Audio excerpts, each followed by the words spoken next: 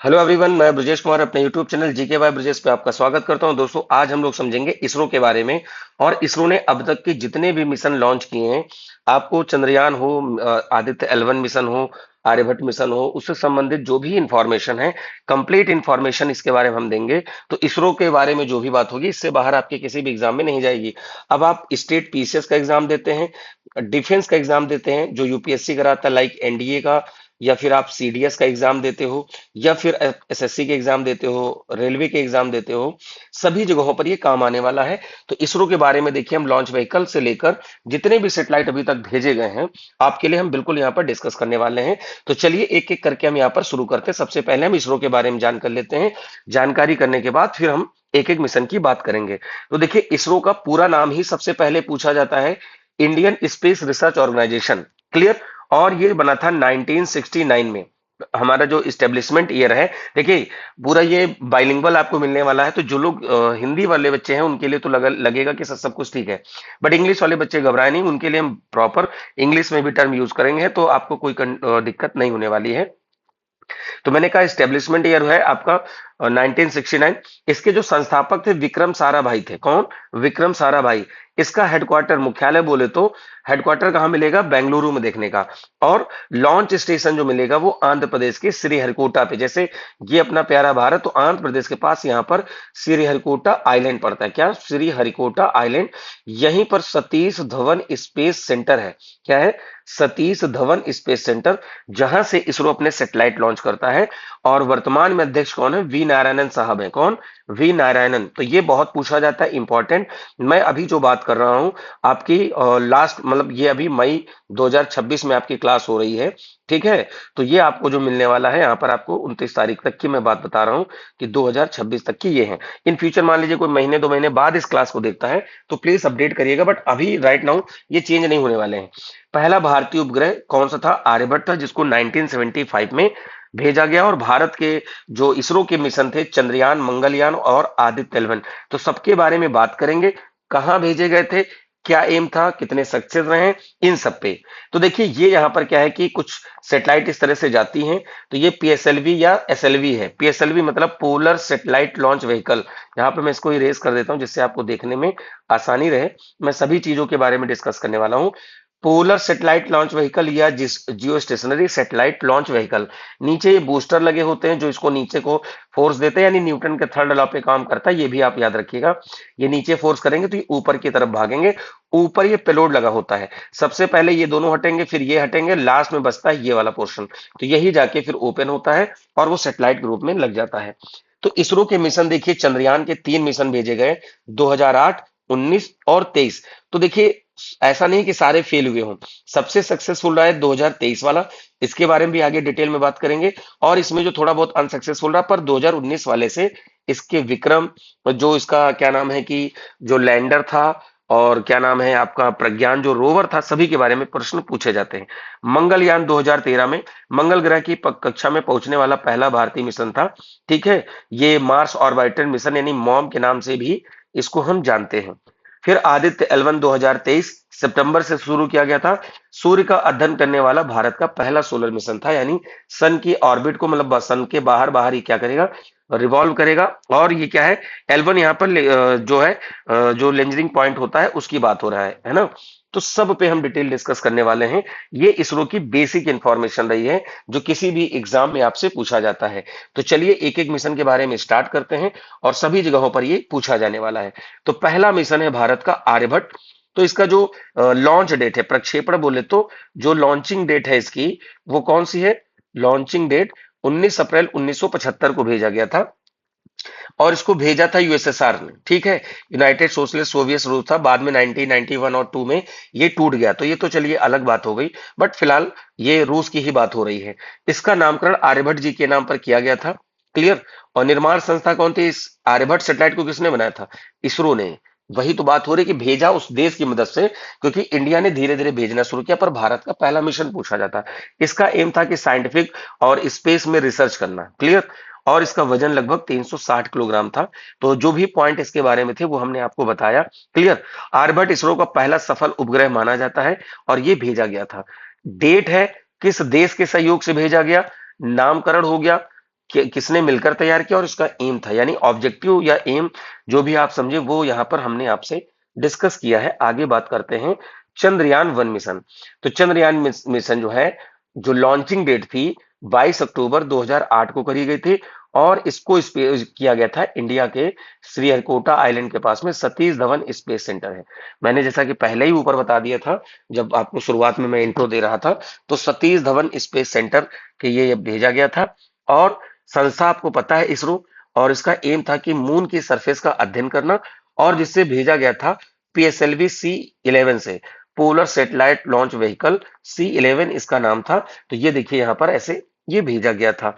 तो ये चंद्रमा पर जल खोजने की यानी वाटर मॉलिक्यूल खोजने की इनको सक्सेस मिली थी। भारत का पहला लूनर मिशन क्या है, भारत का पहला लूनर मिशन था, और लगभग ये 10 मंथ तक वर्किंग था। क्लियर है। और मून इंटेक्ट प्रोब जो था, भारत पे तिरंगा पहुंचाया, तो वो हम आगे चलकर इसके बारे में बात करेंगे, क्योंकि जो भी मिशन है थोड़ा सा डिटेल हम समझेंगे, क्योंकि ऐसे ही क्वेश्चन आपके एग्जाम में आने वाले हैं और आते भी रहे हैं। अगला है चंद्रयान 2 मिशन। तो चंद्रयान की सीरीज कंप्लीट कर लेते हैं। चंद्रयान 2 मिशन 2019 में भेजा गया था, 22 जुलाई 19 में इसरो ने भेजा था मून के साउथ पोल पर उतरना। तो साउथ पोल पर यहां पर थोड़ा सा दिक्कत हो गई थी, जब लगभग 1.5 किलोमीटर पे था मून की सरफेस पे पहुंचने से पहले, साउथ पोल की बात करें यहां पे, तो वो क्या था, इसका कांटेक्ट टूट गया था, तो इसकी सॉफ्ट लैंडिंग की जगह हार्ड लैंडिंग हो गई थी, मतलब अचानक धम से गिरना वैसा हो गया था। इसको भेजा गया था जेएसएलवी मार्क 3 M1। अब आपको एक ही बात बता दें, जेएसएलवी मार्क 3 जो है भारत की सबसे हैवी रॉकेट मानी जाती है, हैवी रॉकेट मानी जाती है। तो मन में आएगा क्या सर वर्ल्ड की कोई है, तो वर्ल्ड की जो है फॉल्कन 9 है। अब उसको एफ से लिखते हो, पीएस से लिखते हो, फॉल्कन 9 ये किसका है, ये स्पेसएक्स का सबसे हैवी सैटेलाइट है दुनिया में। स्पेसएक्स किसकी कंपनी है, एलोन मस्क की कंपनी है। सबसे heaviest rocket right now Falcon है, ये बात याद रखिएगा। तो चंद्रयान 2 जो भेजा गया था, ये चंद्रमा की ऑर्बिट में तो घूमने लगा था, साउथ पोल का अध्ययन करना था। इसके 3 भाग थे, ऑर्बिटर यानी मून को चारों तरफ से घूमेगा, that is the orbiter. Moon की सरफेस पे उतरना था लैंडर को, ठीक है। और जो रोवर था, यानी जो उस पे 6 पहिए लगी हुई तो गाड़ी थी, ठीक है, तो ये ऑर्बिटर हो गया, ये लैंडर हो गया, यानी जो लैंड किया था। और इससे एक ऑर्बिटर, ये जो प्रज्ञान था, रोवर का, सॉरी, रोवर का नाम क्या था, प्रज्ञान। इसमें 6 पहिए लगे, देखिए 3 दिख रहे हैं, 3 पीछे साइड में। तो यहां तक क्वेश्चन पूछा गया कि कितने व्हीकल इसमें लगे हुए थे, या सॉरी व्हील लगे हुए थे। तो इस तरह से भी प्रश्न आए हुए हैं, तो हम हर एस्पेक्ट को डिस्कस कर रहे हैं आपसे। ये था चंद्रयान 2 के बारे में। चंद्रयान 3 जो बड़ी सफलता मानी जाती है, 14 जुलाई 2023 को ये भेजा गया इसरो के द्वारा। चंद्रमा के साउथ पोल पर सॉफ्ट लैंडिंग किया था। इसको एलएमवी जो था, लॉन्च व्हीकल M3 M4 से भेजा गया था। क्लियर। अब यहां देखिए जो मेन इसका जो अचीवमेंट था, भारत जो मून के साउथ पोल पर सफलतापूर्वक पहुंचने वाला पहला कंट्री बना था। मतलब यूएसए की नासा, रूस का कॉस्मोस, चाइना का जो चाइनीज नेशनल स्पेस एडमिशन, सभी फेल थे, but India was become first country at that time कि जिन्होंने साउथ पोल पर सॉफ्ट लैंडिंग करी, और ये सफल लैंडिंग मानी जाती है। अब लैंडर का नाम विक्रम था, रोवर का नाम, जो जिसमें 6 पहिए गाड़ी लगे थे, मतलब वो पहिए लगे थे, वो गाड़ी थी, उसका नाम प्रज्ञान था। तो ये यहाँ पर चंद्रमा की सतह पर इसने क्या है, बहुत महत्वपूर्ण जानकारी दी। तो चंद्रयान 3 जो मिशन है, काफी इंपॉर्टेंट है, आप इसको अच्छे से समझ लीजिए। इसीलिए मैंने यहाँ पर आपसे एक एक छोटी छोटी डिटेल को डिस्कस किया है। तो मैं बढ़ता हूं आगे की तरफ, क्योंकि हम सारे चीजें आपको इसके बारे में बताने वाले हैं। मंगलयान के बारे में बात कर लेते हैं। जो इसकी लॉन्चिंग डेट थी 5 नवंबर 2013 को इसरो के द्वारा भेजा गया था। देखिए बार बार इसरो का फुल फॉर्म आ रहा है, तो अब इसरो की फुल फॉर्म भूलने की आवश्यकता नहीं। आप जरा एक बार कमेंट कर देंगे कि इसरो के चीफ का या चेयरमैन का क्या नाम है। अभी मैंने ऊपर बताया था। एम क्या था कि मंगल यानी मार्स मिशन का, मतलब मार्स जो क्या नाम प्लेनेट है उसका अध्ययन करना। मार्स को देखिए हम रेड प्लेनेट भी बोलते हैं। और सोलर सिस्टम के किसी को सटीक जानकारी चाहिए, तो आप geography, static geography topic wise जाइए, या वीडियो सेगमेंट में जाइए, आपको सोलर सिस्टम का वीडियो मिलेगा, वहां से आप पूरे इसके सोलर सिस्टम के बारे में जान सकते हैं। तो मंगलयान 1 का पूरा और दूसरा नाम था तो मार्स ऑर्बिटर मिशन, जिसे हम मॉम के नाम से जानते हैं। इसे पीएसएलवी C25 से भेजा गया था, polar satellite launch vehicle C25। अब देखो इसकी उपलब्धि क्या था, भारत एशिया का पहला देश बना था, जो पहली कोशिश में कहाँ पहुंच गया था, मार्स पर पहुंच गया था। और ये बहुत कम लागत में सफल मिशन था। देखिए यूएसए वगैरह जो है वो बहुत पैसा खर्चा करते हैं, उतने में तो इंडिया के 3-4 मिशन चले जाते हैं। क्लियर। और इसलिए दूसरे देश भी इंडिया से भेजना प्रेफर करते हैं, पहली क्योंकि कॉस्ट कम होती है, और दूसरी बात इंडिया के जो हमारा इसरो है इसकी सक्सेस रेट बहुत ज्यादा है। क्लियर। मंगलयान ने मंगल ग्रह की तस्वीरें और वैज्ञानिक जानकारी भेजी। तो देखिए कम शब्दों में कितना सटीक इंफॉर्मेशन आपको मिलती जा रही है। मैं आगे भी आपसे डिस्कस कर रहा हूं। आदित्य एल 1, ठीक है। तो आदित्य का मतलब होता है सूर्य, इसका ये सिनोनिम्स है या पर्यायवाची। क्लियर। L1 जो लीजनिंग पॉइंट होता है, सन से थोड़ा दूर की बात हो रही है, सन और अर्थ के बीच में। तो जो लॉन्चिंग डेट थी 2 सितंबर 2023, यही मैंने आपसे बताया भी था। संस्था कौन सी आपको पता, ऑब्वियस सी बात है, हम इसरो की बात कर रहे हैं। एम क्या था, सन की आउटर सरफेस का हमें अध्ययन करना था। पीएसएलवी C57 से भेजा गया था, यानी मतलब इससे पहले 56, 54 अलग अलग जगहों पर मिशन भेजे गए। तो जो जितना इंपॉर्टेंट है उस पर हम डिस्कस कर रहे हैं। तो जो लेग्रेंज पॉइंट था इसका, उस पर भेजा गया था। पृथ्वी और सूर्य के बीच में ऐसा पॉइंट जहां से सूर्य को बिना किसी ग्रहण के लगातार देखा जा सकता है। मैं बार बार आपसे डिस्कस कर रहा हूं, ये पृथ्वी है, ये सन है, इसके बीच में देखिए लेग्रेंज पॉइंट है, 1 2 3 4 सब होता है। और जो लेग्रेंज पॉइंट की इमेज है, मैं वो आपको टेलीग्राम ग्रुप पे भेज दूंगा। टेलीग्राम ग्रुप आप GK by Brajesh sir join करिए, वहां पर मैं लेग्रेंज पॉइंट वाला भी इमेज भेज दूंगा, जिससे आपको थोड़ा सा और क्लियर हो जाएगा। ठीक। तो आदित्य एल 1 मिशन का क्या था, भारत का पहला सोलर मिशन था। इसका काम था कि सोलर विंड और सोलर स्टॉर्म का अध्ययन करना था। आदित्य L1 पृथ्वी से 15 लाख किलोमीटर दूर L1 पॉइंट पर भेजा गया था, जहां से सूर्य को कॉन्टिन्यूअस देखा जा सकता था। क्योंकि अगर अर्थ से देखते तो भाई बीच में मून आता, ग्रहण लगता, तो कुछ समय के लिए हम ऑब्जर्वेशन देख ना पाते। इसमें मतलब कुल 7 पेलोड्स लगे थे, यानी इसके साथ जो जाते हैं, लाइक कैमरा हुआ, इमेज वाला हुआ, सेंसर हुए, या और भी तमाम चीजें, तो वो सब पेलोड कहलाते हैं। वो इसके साथ भेजे गए थे। अब बात कर लेते हैं इसरो के कुछ फ्यूचर मिशन के बारे में, जो कि आगे और आपको देखने को मिलेंगे, और वो आपके लिए इंपॉर्टेंट भी है। तो सबसे पहले बात करते हैं मंगलयान 2 की। पहला 2013 में भेजा गया था, अभी ऊपर मैंने बात करी है। तो मंगल ग्रह के अध्ययन के लिए, स्टडी के लिए इंडिया का दूसरा इंटरप्लेनेटरी, इंटरप्लेनेटरी मतलब होता है एक प्लेनेट से दूसरे प्लेनेट पर क्या करना, सैटेलाइट को भेजना या कोई मिशन भेजना। फिर गगनयान, गगनयान मिशन जो है, हमारे खुद के एस्ट्रोनॉट कहा जाएंगे, इंटरनेशनल स्पेस स्टेशन में जाएंगे, आईएसएस में जाएंगे। भारत का पहला ह्यूमन स्पेस मिशन है। ठीक है, ये पॉइंट याद रखिएगा, ये बहुत इंपॉर्टेंट है, और कई एग्जाम में इससे क्वेश्चन बन चुके हैं।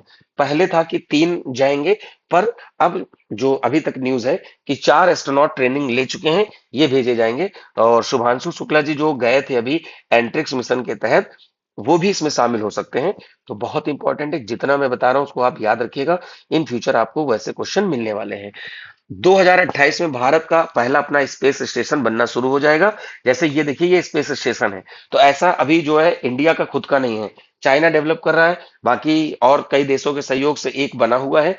बाकी अगर कोई मिशन होगा या कोई चीज होगी, then I will update you, current के माध्यम से मैं अपडेट कर दूंगा। बट राइट नाउ जो अभी कंडीशन है कि भारत का खुद का स्पेस स्टेशन नहीं है, इवन बड़े बड़े देश अभी तक नहीं बनाए हैं। चंद्रयान 4 भेजा जाएगा, चंद्रमा के नमूनों को पृथ्वी पे लाना।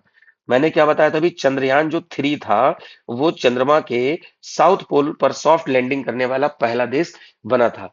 LUPEX, lunar polar exploration mission, मैं इसके बारे में बता दूं, जो लूनर पोलर एक्सप्लोरेशन मिशन है, ये इंडिया और जापान का ज्वाइंट वेंचर होने वाला है।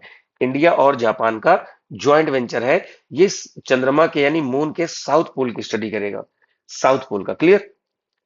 देखिए आगे लिखा भी है, जापान एरोस्पेस एजेंसी, ये जापान का जो स्पेस एजेंसी है उसका नाम जाक्सा है।